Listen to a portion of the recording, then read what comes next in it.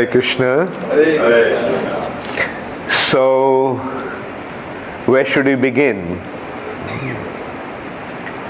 Okay, so who is Krishna? Should we begin from there? Who is Krishna? He is the Supreme Personality of Godhead. Krishna is the Supreme Personality of Godhead.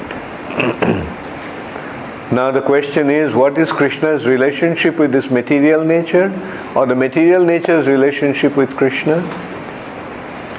This material nature has become manifest from Krishna. Okay, now let's go into that. How did the material nature become manifest?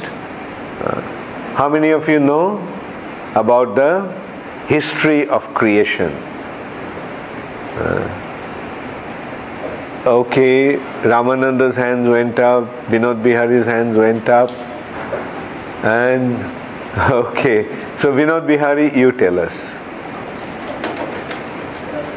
In the beginning, when the Lord desires with His will, He glances at the material nature and impregnates the material nature. With the time factor. Yeah, which Lord? Lord. Oh, you got a mic now. Okay, this is nice, yeah.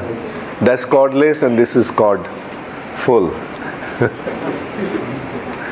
like when the Lord wishes to create, He expands first. His first expansion is Balaram, and from Balaram we have the Chaturvya.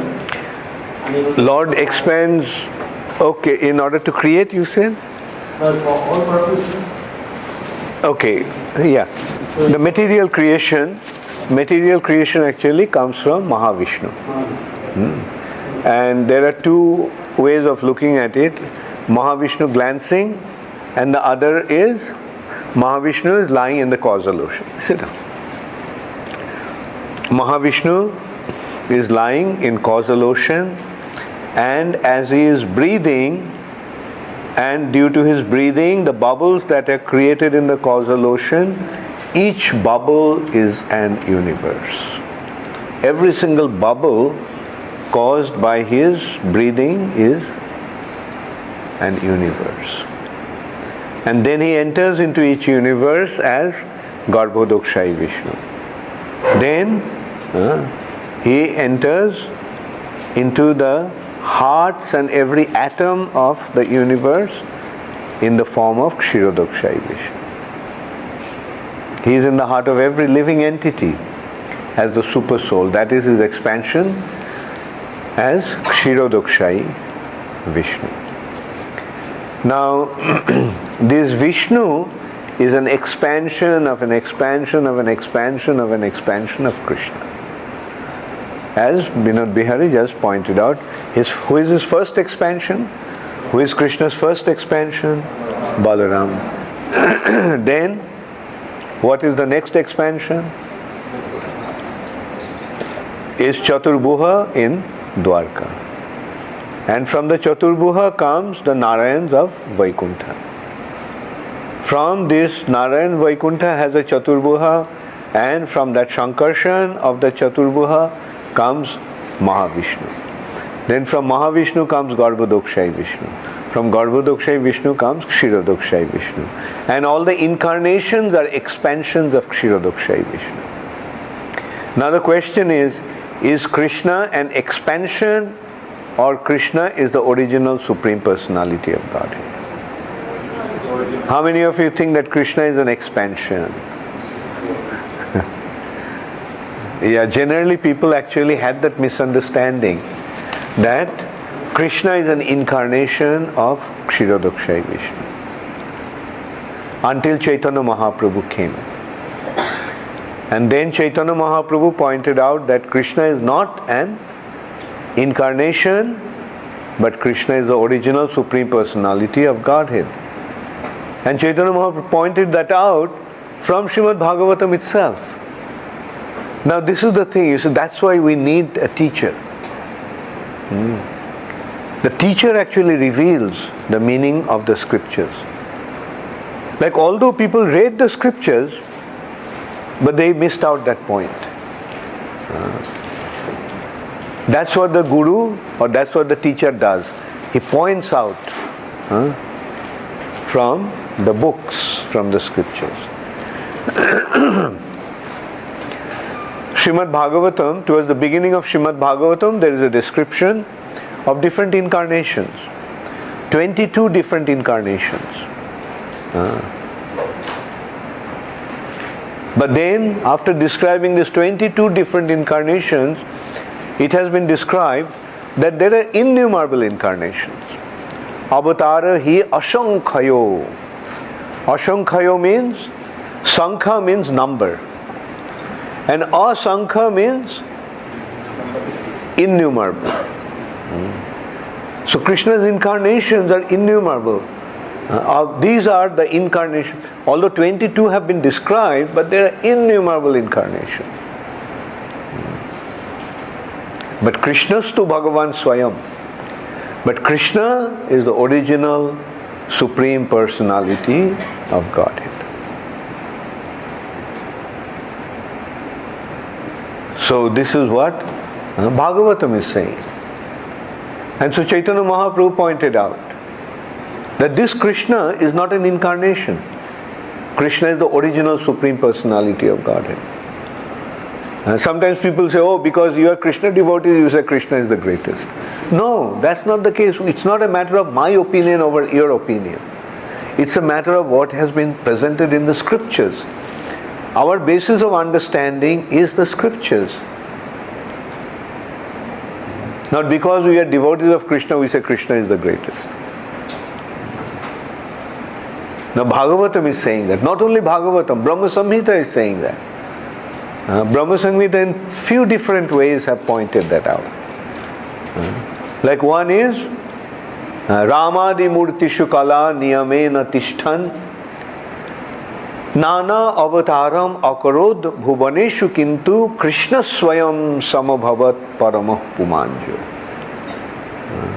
Ramadi Murtishu, different incarnations like Ram, Varaha, Nrsimha, Kurma, Kala Niyamena Tishthan. They are situated as kalas in specific order. What are the kalas? Kala means expansions of expansions and thereof. But Krishna Swayam Samabhavat Paramah Pumanjo. But Krishna is the original Supreme Personality of Godhead. Again, Jassaika Nishashita Kala Mathavalamba Jivanti Loma Bilaja Jagadanda Natha Vishnur Mahan Saiha Jassa Kala Vishesho. Once again, is pointing out. Jashaika Nishashita Kalam Athavalamba Jivanti Loma Bilaja Jagadanda Natha. Jagad Anda Natha. Jagat means, Jagad Anda means Brahmanda, universe. And Natha means, who is the Lord of the universe? Nath of the universe, Master of the universe? Lord Brahma. And the duration of Brahma's lifespan, Jassa Eka Nishashita, his one breath. He breathes out and he breathes in. With his breathing out, Brahma appears, the universes appear, and as he breathes in, their duration is over. So that, and who is that? That Mahavishnu, Vishnur Mahan, that is Mahavishnu, Sahya Jassa Kala Visheshu. He is his Kala, again it's coming to that. Kala, he is his parts and parts of the parts. So this is the Supreme Personality of Godhead Krishna. Another descriptions from Brahma Samhita. See, this is how wonderfully the scriptures are establishing Krishna's position. What is Krishna's position as the original Supreme Personality of Godhead?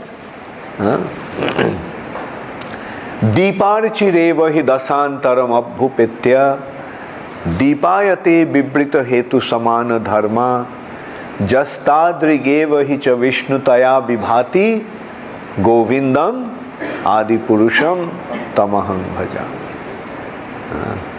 Just as one lamp lights the other lamps. When the lamps are lit, all the lamps give out the same amount of light and heat. Bibrita hetu samana dharma. So similarly, Krishna is the original lamp that lit the other lamps, and when they are lit, the incarnations have the same power and the same identity as the Supreme Personality of Godhead. So that is the position of Krishna. Now, it has also been described in the scriptures that this Krishna, although Krishna mentioned in Bhagavad Gita, Sambhavami Juge Juge, this verse I think everybody knows, isn't it? Sambhavami Juge Juge, Paritranaya Sadhunam, Vinashaya Cha Dushkritam, Dharma Sangsthapanarthaya, Sambhavami Juge Juge. Krishna is saying, I come in every Juga. But actually, Krishna doesn't come in every Juga. Krishna's incarnations come in every Juga. But Krishna comes only once in a day of Brahma. And a day of Brahma has been described. How was the duration of day of Brahma? Bhagavad Gita is describing, Srimad Bhagavatam is describing Sahasra Juga Parjantam. Jad Ahar. One day, Aha means day. A Brahma's day consists of 1000 Chaturjuga. Chaturjuga means Satyuga, Treta Juga, Dwapar Juga, Kali Juga. Put together is one Chaturjuga. And 1000, Sahasra means 1000. 1000 such Chaturjugas make a day of Brahma. And Krishna, the original Supreme Personality of Godhead, comes once in a day of Brahma. He doesn't come in every Juga. He comes only once in a day. That is, in 1000 Chaturjugas, he comes. And that also has been described. When exactly he comes? A day of Brahma has been divided by 14 Manvantars. Duration of 14 Manus' reign. In a day of Brahma comes 14 Manus. Starting from Swayambhuva Manu. The Manu who is the son of Lord Brahma. Then Sarachisa, Uttama. The seventh Manu's name is Vaivashyata Manu, son of Vivashvan. So during the seventh Manu's 28 Chaturjuga, a Manu's reign consists of 71 Chaturjugas. Like you divide 1000 by 14, what will you get? Do you have some mathematicians here? Yeah, 71 point something. So 71, roughly 71. One reign of Manu is 71 Chaturjugas. So out of that 71 Chaturjugas, that 17 Chaturjugas, Sattva Treta Dwapar Kali, Sattva Treta Dwapar Kali, this way there are 71. Now the 28th Chaturjugas, Dwapar Juga, towards the end, this Krishna comes. And incidentally, do you know which Manvantar this is going on now? This is Vaivashyata Manvantar. And which Chaturjuga is going on? 28th Chaturjuga. And at the end of that 28th Chaturjuga, Dwapar Juga, Krishna came, which was about 5,000 years ago. And when Krishna leaves, Dwapar Juga ends, Kali Juga begins. Just as Krishna lives, Dwapar Juga ends. Krishna left. Yudhishthir Maharaj decided to also leave, and he coronated Parikshit Maharaj as the ruler. And when Parikshit Maharaj was coronated, Kali Yuga began.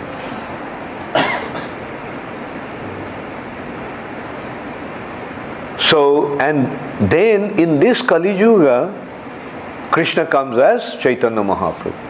Just as Krishna comes once in 1,000 Chatur Yugas, once in a day of Brahma, similarly Chaitanya Mahaprabhu also comes only once in a day of Brahma. Krishna comes, he leaves, after about 500 years after that, Chaitanya Mahaprabhu comes.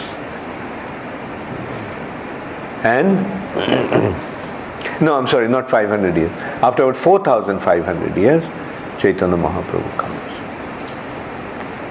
And Chaitanya Mahaprabhu actually makes us understand who this Krishna is. Otherwise, everyone thought Krishna is an incarnation. Even other Vaishnava Sampradayas thought Krishna is an incarnation. But Chaitanya Mahaprabhu pointed out, no, Krishna is not an incarnation. Krishna is not an avatar. Krishna is avatari. And that Krishna is not from Vaikuntha. The Supreme Personality of Godhead resides in Vaikuntha, but Krishna doesn't reside in Vaikuntha. Where does Krishna reside? Krishna resides in Golok Vrndavan. And yesterday we discussed about it briefly. What is the difference between Golok Vrndavan and Vaikuntha? How many of you remember? Okay, let me see. Okay, Radharani?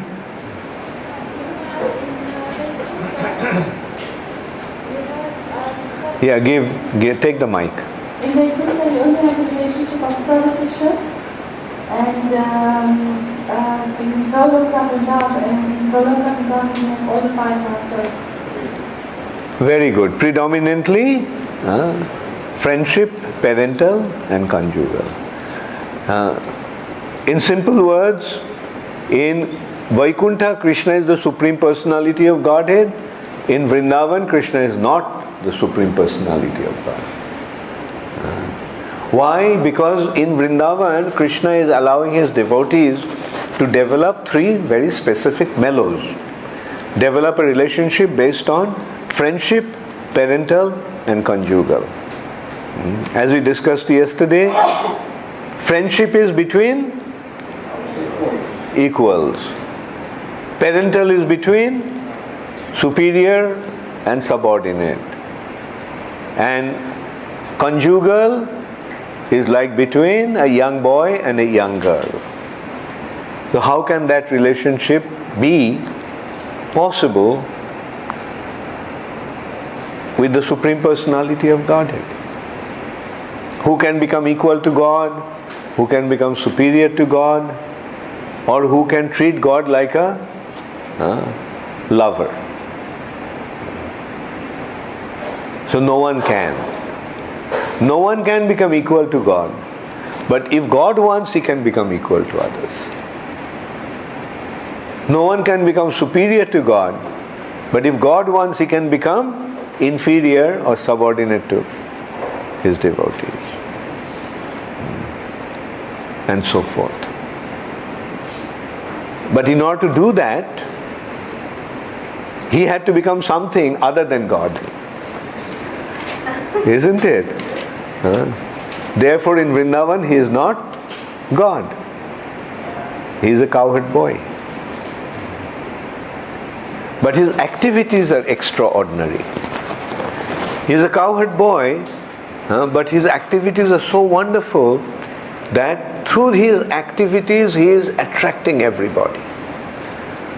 Now what's the meaning of the word Krishna? How many of you know the meaning of the word Krishna? Anandavardhan? Krishna means all attractive. Krishna means all attractive. In Vrindavan, Krishna is all attractive. He is attracting everyone with his extraordinary opulences, extraordinary strength, extraordinary beauty, extraordinary fame, extraordinary knowledge, and extraordinary renunciation. That is Krishna of Vrndavan. All the 6 features of attractions are perfectly manifest in this personality, Krishna.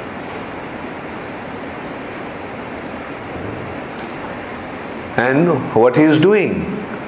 In Vrndavan, Krishna is a Leela Purushottam. In Vrndavan, Krishna is not the Supreme Personality of Godhead. He is having his loving exchange with his devotees. How? I said friendship, right? In friends, what happens? Say the friend, there are 2 persons. One person is a prince and the other person is an ordinary person. Do the friends treat each other, oh my prince? In real friendship, their mood is, you're my friend, whoever you are, you're my friend. In real friendship. We are friends. And so, in Vrndavan, the friends don't treat Krishna like the Supreme Personality of Godhead. An example for that matter is Shakha Kore Shakho Rashe Skandhe Arohan.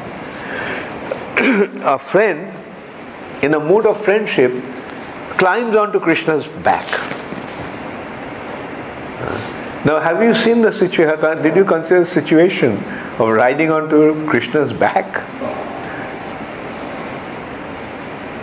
Will any devotee ever walk into the temple room, go into the altar, and put his foot onto the body of the deity? Will anybody ever dare to do that? But in Vrndavan they are doing it. They wrestle. Krishna wrestles with his friends. One of their favorite games is wrestling. And this wrestling match has a condition. The loser has to carry the winner on the back. And sometimes Krishna loses. Krishna loses. And the friend demands, Krishna, you have to carry me on your back now. Krishna said, no, I didn't lose. There was a banana peel, and I slipped on the banana peel, and then you jumped on me and said, I won. That's cheating. The friend said, Krishna, after such a long struggle, I defeated you, and now you are saying that you slipped on a banana peel. Where's the banana peel here? Krishna, you are such a liar. See? This is how a friend deals with him. Calls Krishna a liar. Calling Supreme Personality of Godhead a liar. And not only that, he says that now you have to carry me. Krishna says, no, I won't carry you. Oh, you won't carry me? Then he forces his way onto Krishna's back and forces Krishna to carry him. Who will ever dare to do that? So that is Krishna in Vrndavan, and that is the relationship that the devotees have with Krishna in Vrndavan, in friendship. And at the same time, they are so attached to Krishna. When Krishna at the end of the day goes home, his friends also followed him. And then Krishna goes into the room, into the house, palace courtyard. And from there, Krishna waves his hands to his friends. The friends wave their hands. They just keep on, and Krishna doesn't feel like going in. He just stands there. He doesn't feel like going in. He's just, and the friends also just keep on looking at him. Then Mother Jashoda comes and says, Krishna, come home.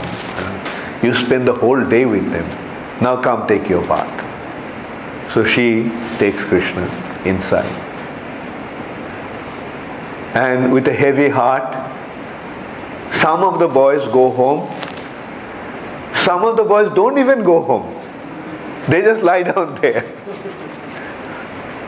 They just lie down there, waiting for the next day, the next morning, Krishna to come out, and they would meet Krishna again. So this is how deep their love is.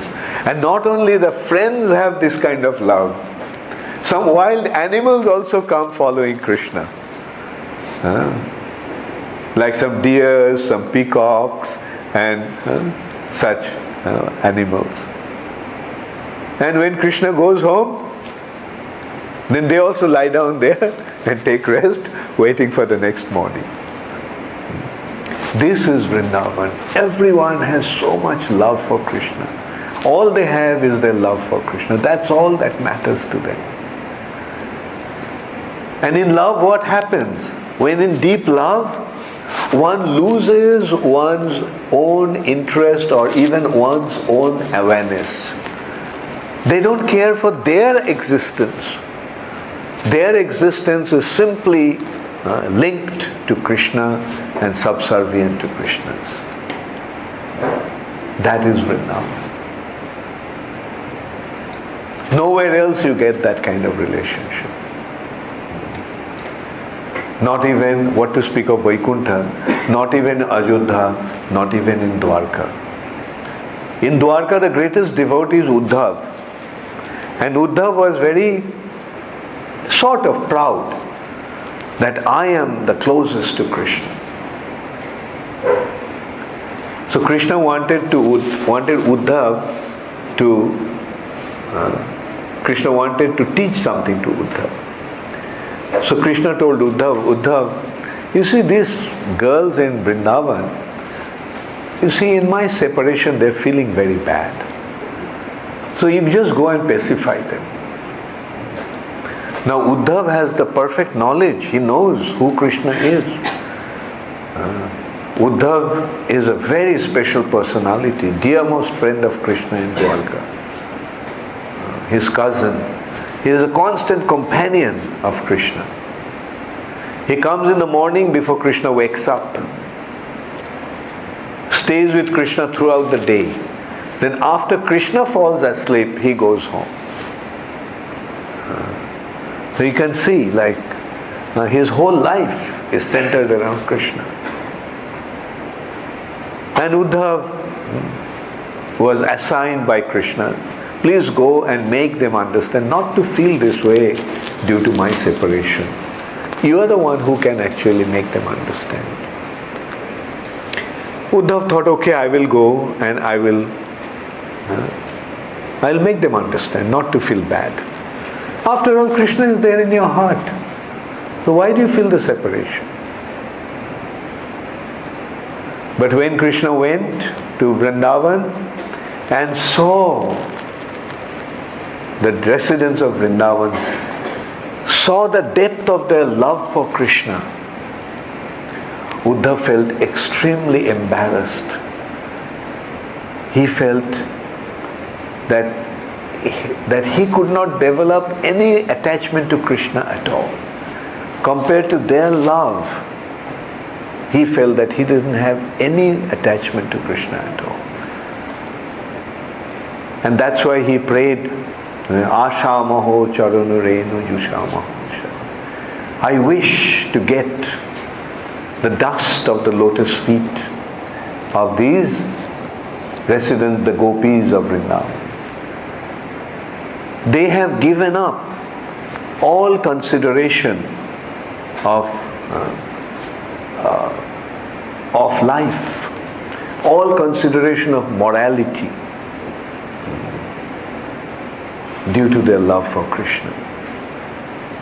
And in order to get the dust from the lotus feet, I wish to become a creeper or a blade of grass in Vrindavan. Uddhav, the greatest devotee of Dwarka, is desiring to become a blade of grass in Vrindavan. So that is how great Vrindavan is. That's what Vrindavan is. And there Krishna is performing his most wonderful pastimes.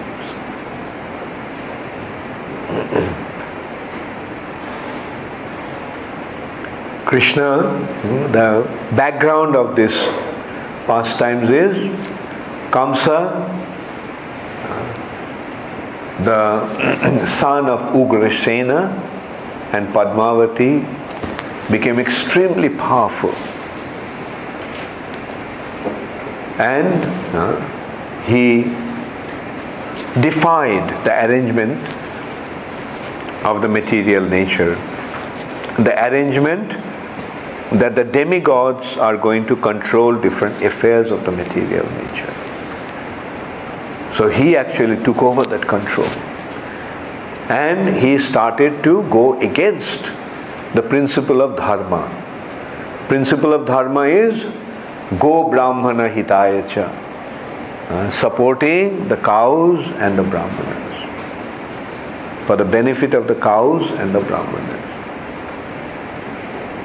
But what Kamsa was doing, like it's very synonymous, very akin to today's situation, cow killing and total disregard of Brahminical culture.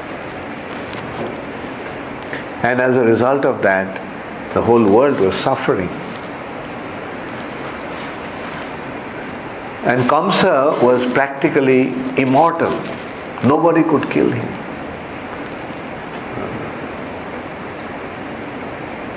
The only person who could kill him is the eighth son of Devaki. So when Kamsa got to know that the eighth son of Devaki is going to kill Kamsa, Kamsa wanted to kill Devaki, his own sister, cousin.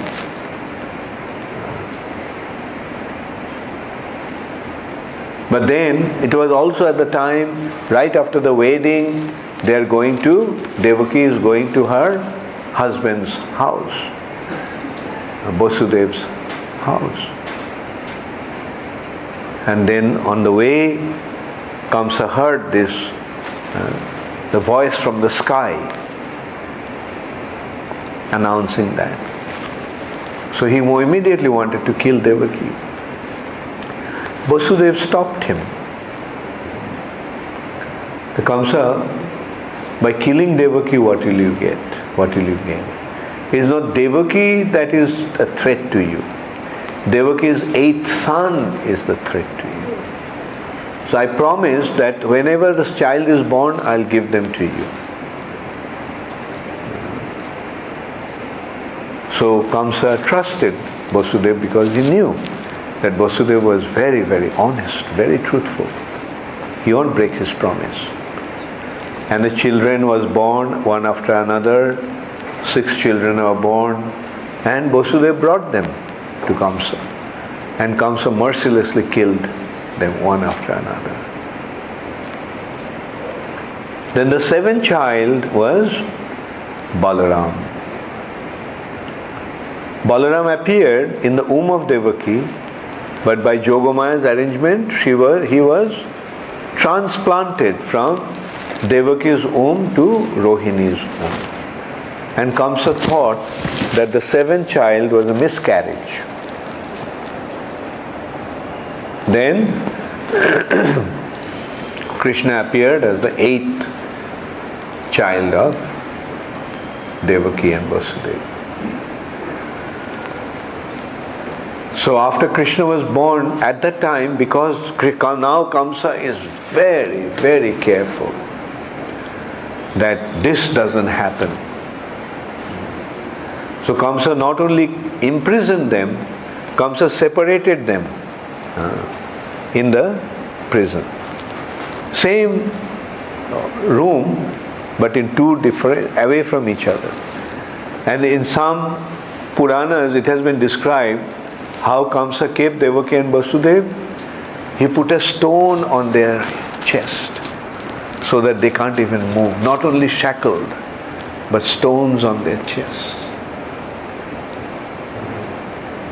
But still, the divine arrangement of the Lord couldn't be avoided. Krishna was transferred from Vasudev's heart to Devaki's heart. The Lord's conception was not a physical thing. It was a spiritual manifestation of the Lord. In Christianity also we get a similar kind of concept. Jesus was not born out of Joseph and Mary through their physical contact. But Mary was a virgin. So the transmission is from the heart. And when Krishna was born, then miraculously the shackles fell off. Vasudeva and Devaki became free. And they could then offer prayers to Krishna. And in the meantime, Krishna actually suggested that now you transfer me to the house of Nanda Maharaj. Nanda Maharaj has given birth to a daughter, so you bring the daughter and place me in her place. And at that time, all the guards fell asleep. The prison gates opened up, and it was raining torrentially. Vasudeva took the baby Krishna on his arms, and at that time Ananta Shesh came and spread his hood over Vasudeva, and so that Vasudeva could carry Krishna. They're like an umbrella. He protected Vasudeva and Krishna from that rain. The rain was so heavy that Jamuna became filled. Jamuna became full. Jamuna's banks were overflowing. It's a deep river with a very strong current. So Vasudeva, upon coming to the bank of the river, he was wondering, how am I going to cross the river to go to Vrndavan, go to Gokul? And then he saw that one jackal started to walk in front of him across the river. Jackal is a small animal, looks like a dog, but much smaller than a dog. The jackal is walking, so he thought, well, maybe I also can walk. And he found that Jamuna's bank was only ankle deep. Jamuna's river, Jamuna's water was only ankle deep. So he started to walk through Jamuna with Krishna on his arms. Krishna in his arms. And then all of a sudden Krishna just fell off from his hands. And Vasudeva started to look for Krishna in the midstream. And he couldn't find Krishna anywhere. Can you imagine his condition at that time? How he must have felt? The baby he is carrying, just a newborn baby, fell in the water, and the current is so strong, maybe he just got swept away. But what actually happened is Jamuna felt Krishna came so close and I won't have a chance to play with him. So understanding Jamuna's desire, Krishna went and played with Jamuna for a while, and then all of a sudden Vasudeva could find Krishna. He picked him up, went across the river, went to Gokul, and went to Nanda Maharaj's house. Mother Jashoda, after giving birth to the child, was fast asleep. Everyone in the house was fast asleep. This is what kind of sleep is this? This is the sleep caused by Yogamaya. She made everyone fast asleep, and she put the baby Krishna on the bed and picked up the daughter, came back to the house, to the prison. And as soon as he came back, the shackles went back to the hands and feet, the doors closed, and the baby started to cry. The sentries, the guards woke up and ran to give the news to Kamsa. And Kamsa was just waiting for that. He was so afraid at that time that his hair stood on ends. And mind you, he had a long hair. The Kshatriyas also don't cut their hairs. They keep their hair like the Sikhs. They're Kshatriyas actually. They tie it up, which acts as a helmet. The tuft of hair. Even that long hair stood up on Kamsa's head. So afraid. In one hand, Kamsa was so powerful, so heroic, so powerful. He defeated the demigods. But he's so afraid now, afraid of his death. Because he knew that the 8th child of Devaki is going to kill Kamsa. So then Kamsa came running. And when he came, he found this little baby. A girl, baby girl. So Devaki pleaded that, look, Kamsa, there's nothing to be afraid of this girl. Please spare her. But Kamsa was so cruel that she didn't listen to Devaki's appeal. His own cousins, sisters' appeal. Picked up the baby and he wanted to smash the baby on the stone floor. But that baby slipped out of his hand, assumed he is 8-armed, Jogamaya form, and from the sky she announced, Kamsa, do you think you can kill me? Rather, your days are now numbered. The one who is going to kill you has already appeared. So be prepared for your death. So upon hearing that, Kamsa became quite repentant. So Kamsa fell at the feet of Devaki and Vasudeva, begged forgiveness and said, please forgive me. I have caused so much distress to you. I killed 6 of your children right after they were born. So please forgive me. And Vasudeva and Devaki, like Vaishnava, they said, no, don't worry. It's all a matter of karmic reaction. Nothing happens by chance. We simply are puppets in the hands of destiny. It had to happen, it has happened. So don't worry. So this is how kind and generous Devaki and Vasudeva were. Although Kamsa caused them so much tribulations, so much distress, so much pain, but when Kamsa begged forgiveness, they immediately forgave. But here we can see the demoniac nature.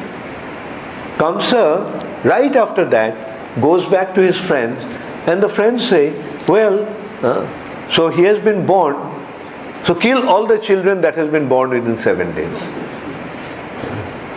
And Kamsa complied to that. He said, yeah, that's a good idea.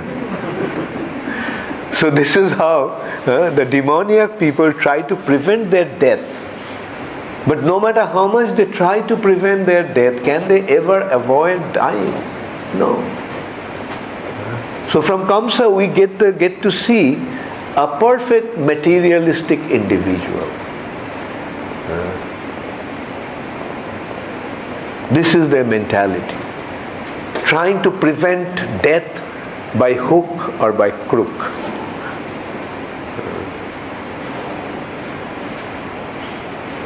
And Kamsa actually sent Putana to kill all the children.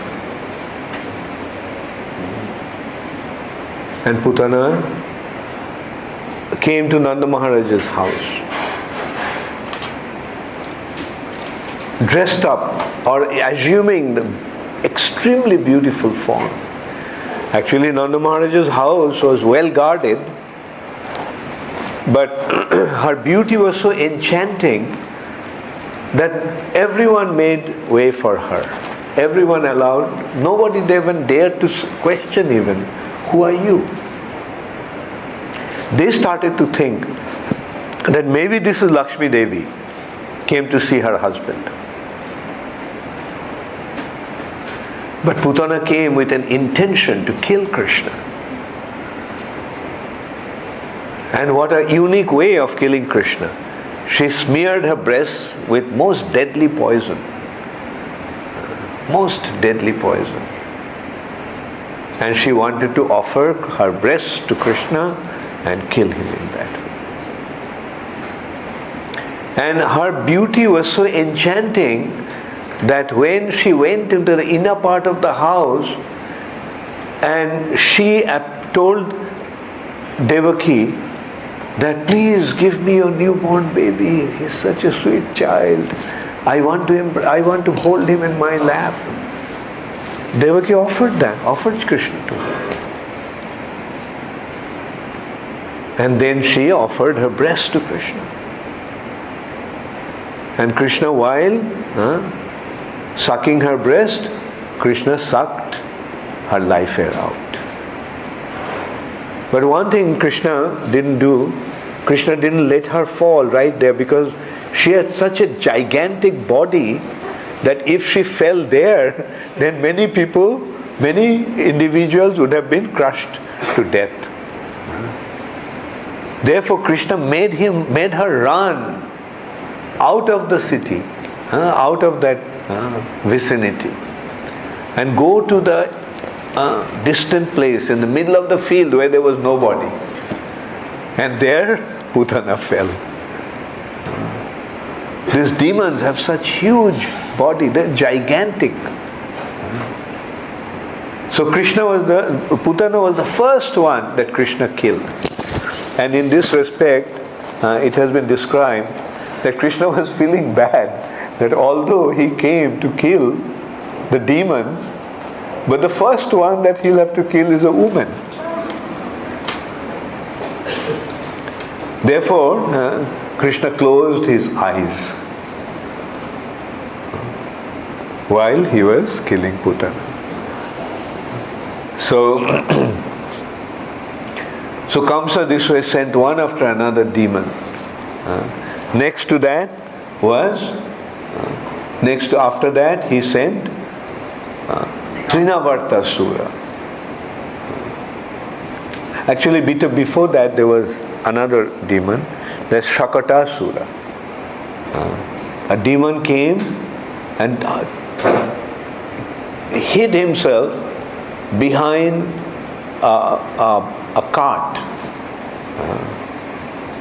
Shakata means cart, bullock cart. The cart that the bulls draw, the bullock cart.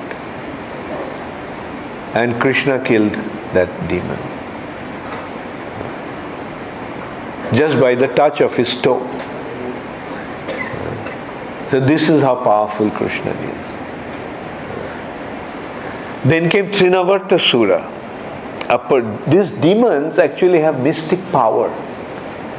And with their mystic power, they can transform themselves into various shapes.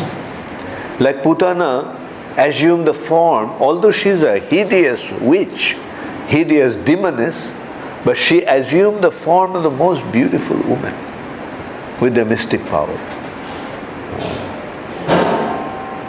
So Trinavarta Sura transformed himself into a whirlwind. His consideration was Putana assumed a form and therefore Krishna could kill her.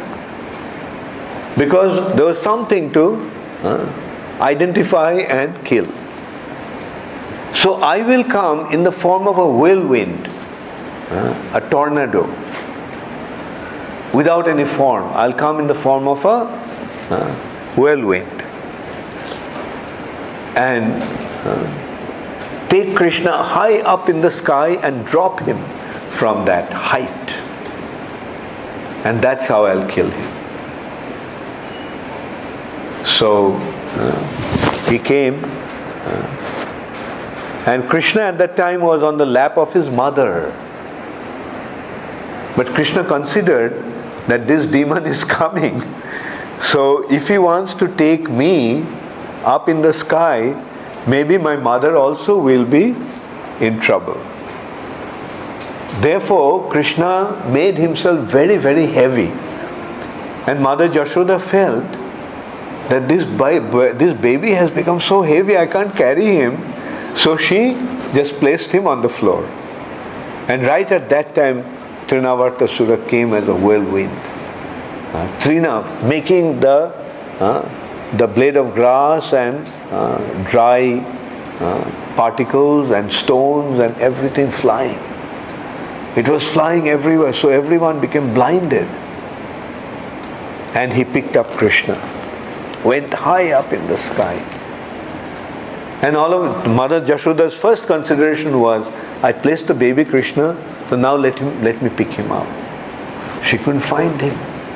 And she started to search for Krishna everywhere. In the meantime, Trinavartasura took Krishna high up in the sky, and now he thought, now I'm going to drop him. Now in the meantime, Krishna, with his small little hands, put his small little arms around Trinavarta's neck. It's a natural way, like he's carrying him, so he put his arm around Trinavarta's neck. So when Trinavarta wanted to drop him, Krishna just hung on to his neck. And not only hung on to his neck, the more he tried to get rid of Krishna, Krishna's arms started to squeeze and squeeze like a vice, and Trinavarta became choked. Now he tried to get rid of the child, but he can't get rid of the child that he wanted to drop from the height of the sky, and now he himself got stuck with the child. And Krishna's hands like a vice ringed Trinavarta's neck in such a way that his life air came out of his body. Then his huge gigantic body fell from the height of the sky and fall also on top of a big stone. And everyone heard that thunderous sound. And they came out and they found that this hideous, gigantic demon's body lying there. And then they saw baby Krishna is playing on his chest. So they picked up Krishna. So this is how Trinavarta was killed. When Krishna was about 5 years old, and Krishna was given the responsibility to tend the calves, the apprenticeship of a cowherd man, take care of the calves. And when Krishna was tending the calves, one of the demons came as a calf, Bha360P. And Balaram said, look Krishna, this calf I haven't seen before. Krishna said, yeah, maybe some demon has come. So anyway, we'll take care of him. So Krishna went and grabbed that calf by its leg, and as soon as Krishna came, this calf actually wanted to kick him. And he thought that by kicking Krishna in this way, it killed Krishna. But Krishna grabbed its feet and started to swing him overhead. And then he let him go. It went flying, and although when Krishna was swinging him overhead, his life air left his body. So this is how the Supreme Personality of Godhead was performing his pastimes as a little child in Vrndavan. And then another demon came at that time, almost simultaneously. the Bakasura. This Bakasura demon assumed the form of a crane, Baka. And everyone was surprised. Such a gigantic bird. And when they were watching, all of a sudden the bird came and swallowed Krishna with his beak. And what Krishna did? Krishna expanded himself so big that this bird couldn't swallow. Krishna got stuck on his neck. And Krishna started to radiate heat from his body. Can Krishna do that? And then he was writhing in pain. He was suffering in pain. So he quickly spat out Krishna. And Krishna was standing there.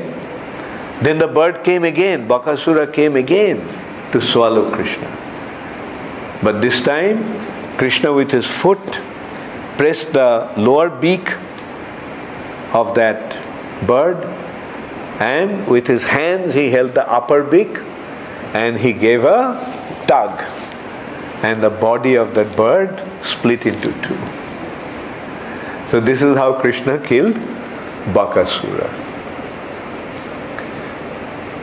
So in this way, Kamsa was getting the news that one after another these demons were so powerful that even the demigods cannot deal with them, is being killed one after another by this boy. And Kamsa's demoniac associates were telling Kamsa, okay Kamsa, I will go and finish this boy. Kamsa would tell them that, look,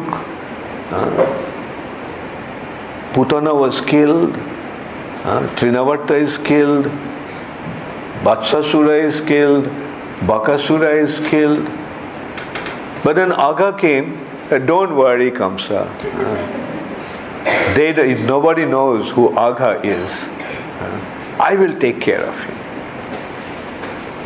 So Aghasura assumed the form of a huge snake, a huge python.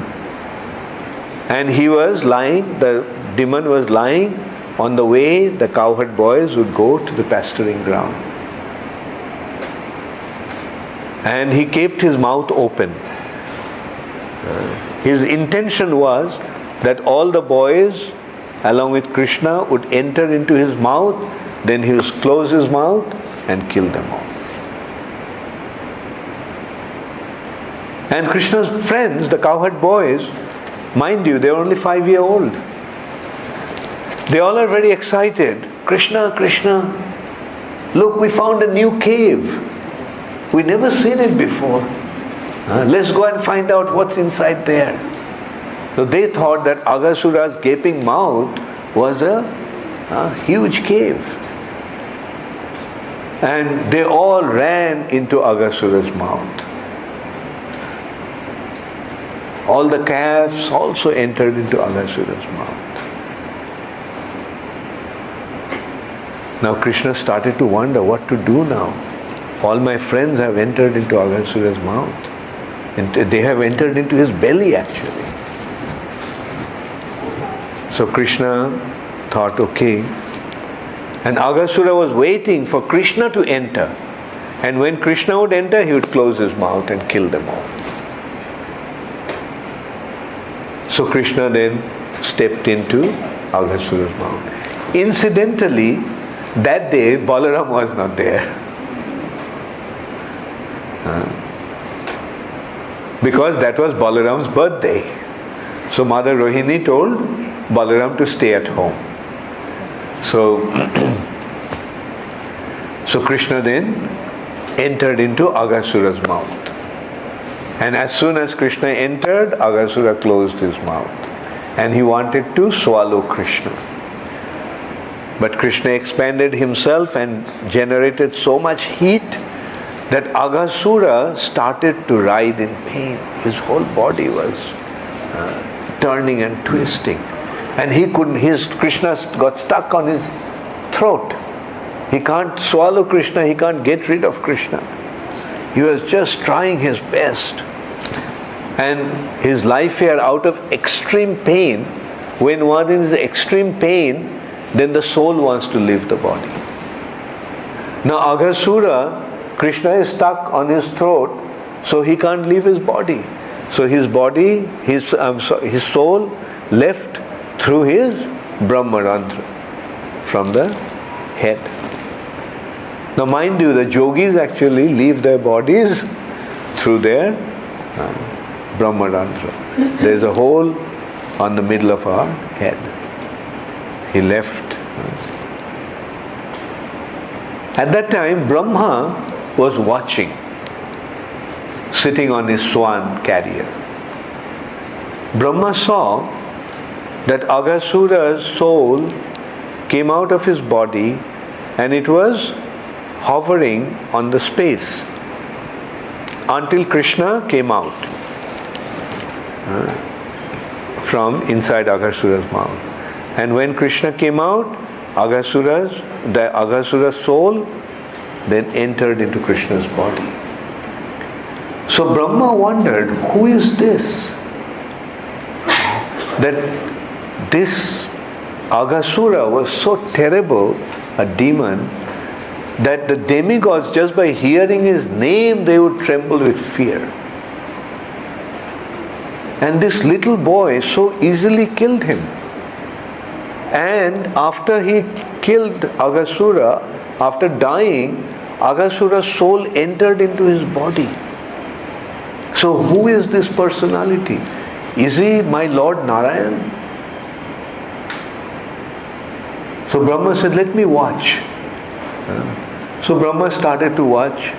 Now Krishna revived all his friends, all the cowherd boys and the cows, the calves. And they went. And those boys, they didn't have any recollection of what happened. As if nothing happened, they didn't have any recollection of them actually dying. They felt as if they just woke up. And they started to go with Krishna, walk with Krishna with the calves, as if nothing happened. Then they came to the bank of Jamuna. They let the calves loose, to let the calves graze. And they all sat down to have their breakfast. Everyone carried some food and they were having a picnic.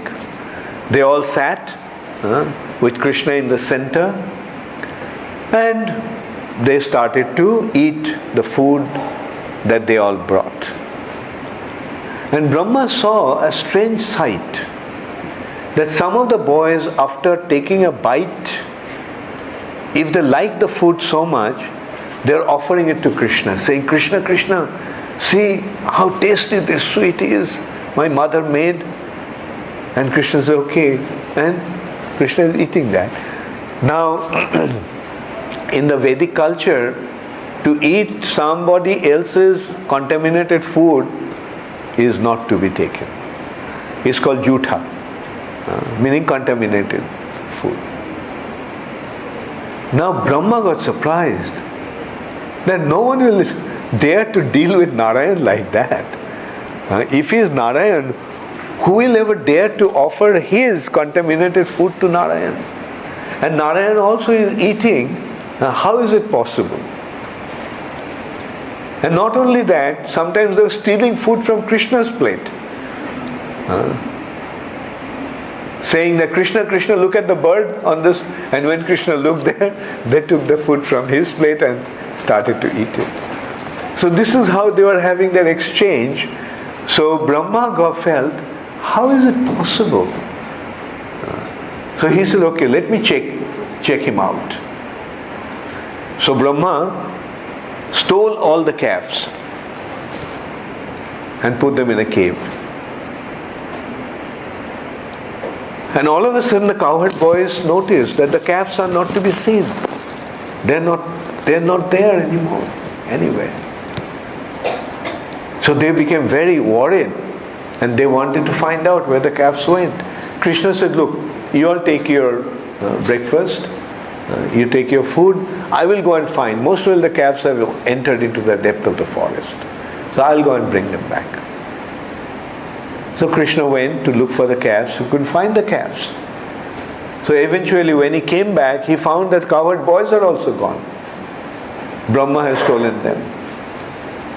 Then Krishna felt, now let me find out what happened. So then Krishna realized, as the super soul, Krishna found out that it's all Mr. Brahma's doing. So Krishna said, okay Brahma, you want to check me out? Check me out. So Krishna expanded himself into all those calves and all those cowherd boys.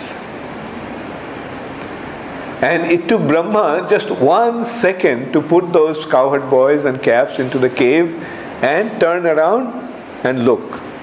That it took him 1 second for Brahma, but that 1 second was actually 1 year according to our calculation. Brahma looked around, looked back, and he saw the same scene. All the calves are grazing, the cowherd boys are sitting around Krishna, and they're eating their prasad. Brahma wondered, how is it possible? So he again looked back into the cave, and he found that all the calves and the cowherd boys, they are fast asleep in Yoga Nidra as he put them in. But this time when he looked around, he found that all the cowherd boys and all the calves that are sitting around Krishna are Narayans. Brahma felt, I know only one Narayan, and here so many Narayans. And this is how Brahma recognized who Krishna is. And Brahma came, fell at Krishna's feet, begged forgiveness, and Krishna said, it's all right. So this is how wonderfully Krishna performed his pastimes in Golok Vrindavan. Hare Krishna, thank you all very much. While speaking, so many other thoughts also come in my mind. I'll just briefly mention one thing. You know, these are all Krishna's pastimes. What is pastimes? A way to understand the pastimes is like a play on the stage, a drama on the stage. So Krishna's activities are like a drama, like he is playing a drama on the stage. A drama has two objectives. A drama has two objectives. One is entertainment and the other is education. So through these pastimes, Krishna is entertaining his devotees. Iti driksha lilabhir ananda kunde shaghosham nimajjantam akkhappayantam. In this way, by performing his pastimes, Krishna submerges his devotees in an ocean of ecstasy. Ananda kunde shaghosham nimajjantam. Shaghosham means his devotees. Nimajjantam means drowns. Krishna drowns his devotees in a pool of ecstasy. Srila Prabhupada used that expression, pool of ecstasy, Ananda Kunde. So by performing these pastimes, Krishna is submerging his devotees, drowning his devotees in a pool of ecstasy.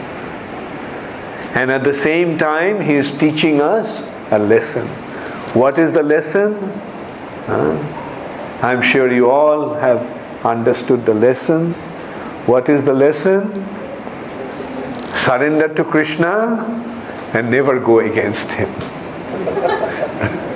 You surrender to Krishna, you'll be drowned in a pool of ecstasy. You go against Krishna, you'll end up in the abode of Jamaraj. So these are the consequences of Krishna's pastimes. Thank you all very much. All glories to Srila Prabhupada. Okay, maybe can take one or two questions. Yes? I have a question because you said that Brahma the government wants to prove Krishna, no? If he is really Shankara or not, no?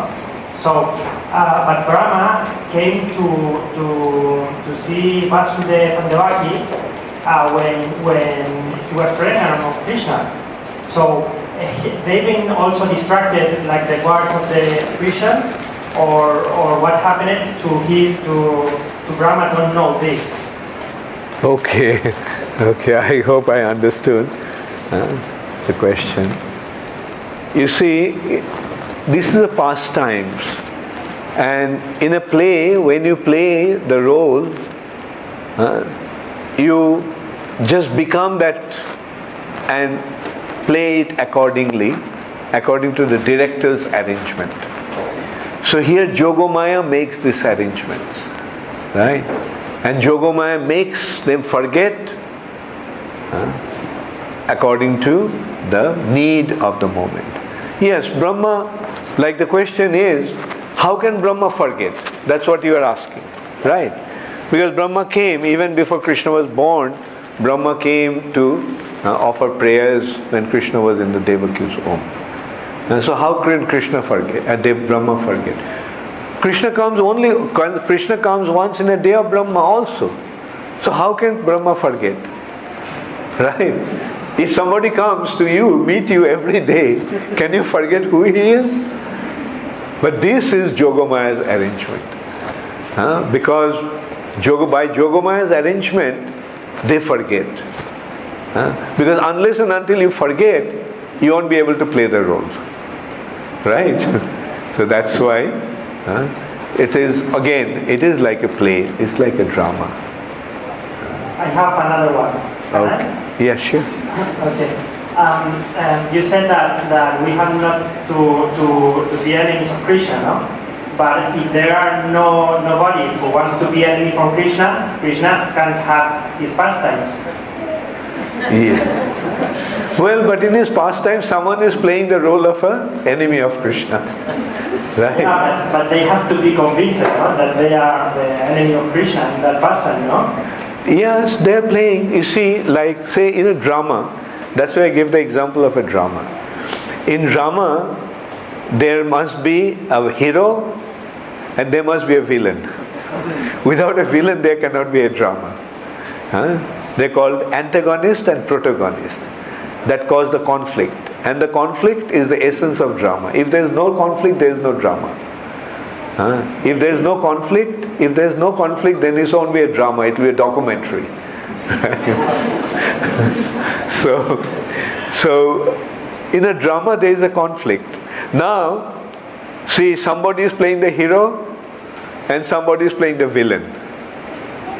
But in real life, probably they are two friends. But on the stage, one is the arch enemy of the other. Right? Yeah, so that is why they have consciousness that they are playing this role, or they are blind by Maya. Well, this is Jogomaya's arrangement. They are kind of forgetting, and because unless they forget, they can't play the role properly. Right? Yes. Yesterday you talked about surrender. Yesterday you talked about surrender. That question still I've been thinking about your answer the whole time. Don't think, do it. Yeah. But what I'm trying to understand is, because you mentioned that you should surrender to Krishna. And my question yesterday was about when do we act? We have to act as well. Well, surrender itself is an act. Okay. The act of surrender. So is my understanding correct that if it's my duty, I act, and when the results... No, it's not just act, just surrender. Surrender. Surrender is act. Okay, but What is surrender? Tell me, what is surrender? okay, surrender is surrendering your results to Krishna. Your Not actions. result, surrender yourself to Krishna. Okay, yourself to Krishna. Right. So yesterday, I think the same devotee, we were just chatting, and in a different context, he explained that, oh, but some people are lazy. So for example, a person is drowning and Krishna sends a boat for him. He says, no, I've surrendered, Krishna will help me. But Krishna sent the boat, but he is foolish. So how do you distinguish between action? Meaning at that point of time, he should have acted that, this boat was sent by Krishna. Yeah, use your intelligence and surrender. Use your intelligence, don't be, think. Don't figure out, find out what should be done. Like if Krishna sent a boat, then why shouldn't you take it? Right? Because people get confused in the surrender concept. That's why you need a teacher. Right? You can't decide for yourself. Especially at the beginning, you need the guidance. Like how to surrender. And also you have to know what is the benefit of surrendering. Just as I was mentioning yesterday, like human nature is to assess what is the benefit and what's the loss. Does anybody want to lose? No. Everybody wants to gain. So we have to recognize that by surrendering to Krishna, we gain. Just like the son of a rich man, when he surrenders to the father, does he lose or does he gain? Naturally, he gains. Similarly, by surrendering to Krishna, we achieve our highest and greatest gain. Okay, last question, Anandavardhan. Ananda, give it to Ananda. Hare Krishna, Bhagwan, thank you for the class. Just one detail, I was getting confused. You said that Krishna appears once in one day of Brahma, and one day of Brahma is 1000 Chaturjugas. But also I've heard that the one night of Brahma is 1000 Chaturjugas. But at night you are sleeping, you are not counting it. Okay, so it's once in one day. Yeah. Hare Krishna, Gaur Premanande, Hare Hare. Mahaprasade Govinde, Nama Brahmane Vaishnave, Shalpa Punna Vatan Rajan, Vishashanaiva Jayate, Sharira Aviddaja, Jarendriya Tahika, Jibe Fele Vishayo Shagare, Tar Muddhe Jivhati, Lobhomay Shudurmati, Take Jeta Kothina Samsare, Krishna Varadayamay, Karibare Jubhajay, Shaprasad Anna Dilo Bhai, Shey Annamrita Pao, Radha Krishna Gunagao, Preme Dako Chaitanya Nitai,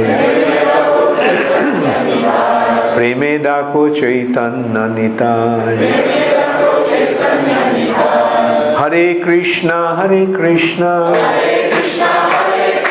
Krishna Krishna, Hare Hare, Hare Ram, Hare Ram,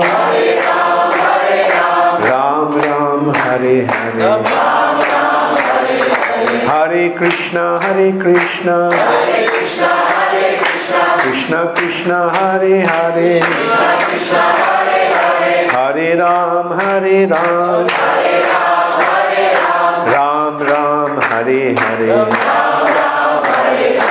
Jai Mahaprasad ki, Shamabeto Bhakta Vrinda ki, Jagat Guru Srila Prabhupada ki, Gaur Premanande Hare.